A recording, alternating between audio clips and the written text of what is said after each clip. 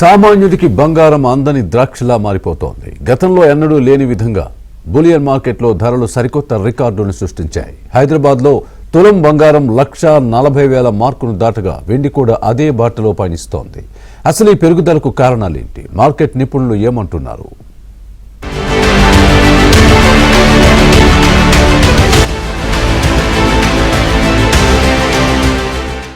భారత bullion market చరిత్రలో శుక్రవారం ఒక మైలురాయిగా నిలిచిపోనుంది.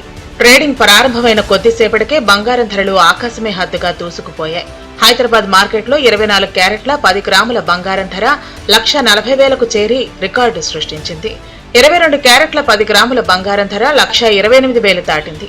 ఈ ఏడాదిలోనే బంగారం ధర దాదాపు 70% పెరగడంతో కొనుగోలుదారులు అవాక్కవుతున్నారు.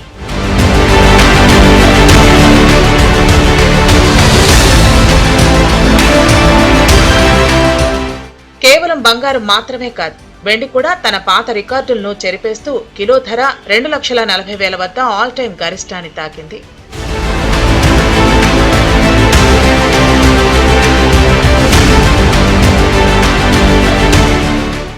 అమెరికా ఫెడరల్ రిజర్వ్ 2026లో వడ్డీ రేట్లను తగ్గిస్తుందన్న అంచనాలు పెట్టుబడిదారులను బంగారం వైపు మళ్లించాయి. దీనికి తోడు రష్యా ఉక్రెయిన్ యుద్ధం, అమెరికా వెనిజులా ఉద్రిక్తతలు, నైజీరియాలో అమెరికా సైనిక చర్యల వంటి భౌగోళిక రాజకీయ అనిశ్చితులతో సురక్షితమైన పెట్టుబడిగా బంగారానికి డిమాండ్ను పెంచాయి. అంతర్జాతీయ మార్కెట్లో ఔన్సు బంగారం ధర $4,500 మార్కును దాటడం దేశీయ మార్కెట్లపై తీవ్ర ప్రభావం చూపింది.